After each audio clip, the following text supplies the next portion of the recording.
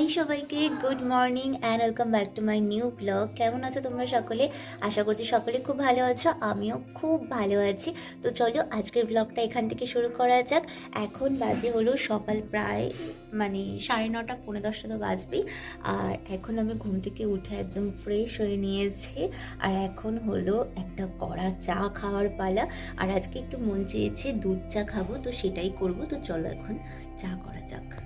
চা বানিয়ে ঘরে নিয়ে চলে এসেছি। আর শীতের সকালে এক কাপ গরম গরম চা, ভীষণ একটা শান্তি। আর আমার তো সকালবেলা ঘুম থেকে উঠে এক কাপ গরম চা হলে বেশ ভালোই হয়। আর বিকেলবেলাতেও একটু রাস্তায় বেরোলে হালকা মাটির ভারে সুন্দর এক কাপ চা খেতে পারলে মনটা একদম জুড়িয়ে যায়।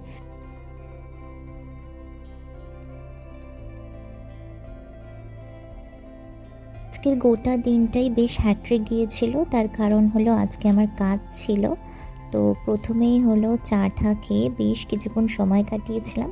তারপর এখানে ওটস বানিয়ে নিয়ে চলে আসলাম। আর এখন এই ওটসটা খেয়ে নেব।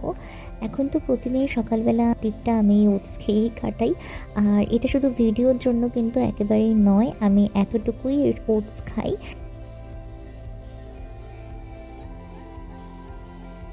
বেশ অনেকক্ষণ রোদ পোহালাম। আর এই শীতকালটায় কিন্তু এমন রোদ পোহাতে ভীষণ ভালো লাগে।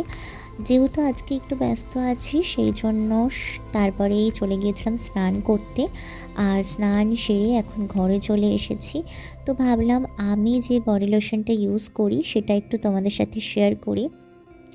যাই হোক, এখানে আমি রিয়েল ভয়েসেই বলেছিলাম, ভয়েস ওভার দিতে হতো না। কিন্তু এই সময় না পাশের বাড়িতে একটু গান বাজছিল, ওই জন্য আমাকে ভয়েস ওভার দিয়ে দিতে হলো। আমি এখানে একটা জয়ের ময়শ্চারাইজার ইউজ করি, মানে জয়ের একটা বডি লোশন, কমপ্লিট ময়শ্চারাইজার। ভীষণ ভালো, সারা দিন না স্কিনটাকে ভীষণ ভালো নারিশ করে রাখে। আর খুব ভালো, মানে আমার তো বেশ ভালো লেগেছে। আমি এর আগে পরে কখনো এটা ইউজ করিনি। আমি না হলে পন্ডস, না হলে ভেজলিন এগুলোই ইউজ করে থাকি। জয় আমি এই প্রথম ইউজ করছি, তো আমার কাছে খুব ভালো লেগেছে। অ্যাফোর্ডেবল প্রাইসের মধ্যে কিন্তু ভীষণ ভালো একটা বডি লোশন।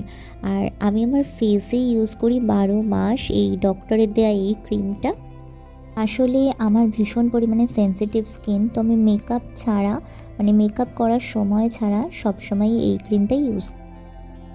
এখন আমার লাঞ্চ পুরোপুরি কমপ্লিট। আর এখন হলো তৈরি। আজকের কাজটা আছে আমার বাড়ি থেকে লোকেশন খুব একটা বেশি দূরে না। আজকে আমার এয়ারপোর্টের ওখানে কাজ রয়েছে।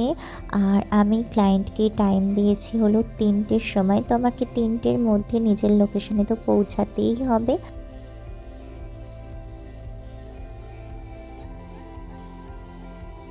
আমি আমার কাজের টাইমে ভীষণ পাঞ্চুয়াল। আমি সব সময় আমার দেয়া টাইমের মধ্যেই ক্লায়েন্টের লোকেশনে পৌঁছে যাই। আমি সব সময় এইটা মেনটেন করার চেষ্টা করি। তো চলো এখন বেরোনো যাক। আচ্ছা, আজ আমি যাকে সাজাতে গিয়েছিলাম সে কিন্তু আমার স্কুল ফ্রেন্ড। আমরা ছোট থেকে একসাথেই পড়াশোনা করেছি ক্লাস 12 অবধি। আর এর আগেও আমি ওকে সাজিয়েছি, তাই ও আবার আমাকে বুক করেছে। আর আজকে তাই ওরই বুকিং নিয়ে চলে গিয়েছিলাম ওকে সাজাতে। আর আমি আমার লোকেশনে নেমে বেশ কিছুক্ষণ অপেক্ষা করেছিলাম। আসলে ওর হাজব্যান্ড মানে দাদাকে পাঠাবে বলেছিল আমাকে নিতে। তারপরে ওর বাড়ি পৌঁছে আমি সব কিছু একটু গুছিয়ে নিচ্ছিলাম।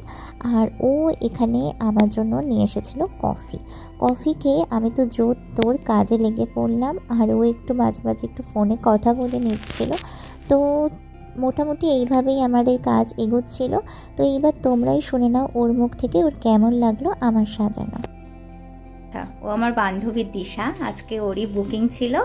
তো তোর কিরকম লাগলো আমার কাছে সেজে? আমার তো খুবই ভালো লেগেছে। এর আগেও আমি ওর কাছে সেজেছি, ওই জন্য ওটা ভালো লেগেছে বলে আমার হাজবেন্ডেরও খুব ভালো লেগেছে। সেজন্য ওকে আমি আবার বুক করেছি। আশা করছি ওকে আমি আবার আমার কাজে ডাকলে পাবো। Thank you. খুব ভালো। ওর নিজের মুখেই তো শুনে নিলে যে ওর ঠিক কেমন লেগেছিল আমার কাজটা। আর আমি এতটুকুতেই খুশি। তো আজকের ব্লগটা ছিল এত অবধি। তো চলো টাটা।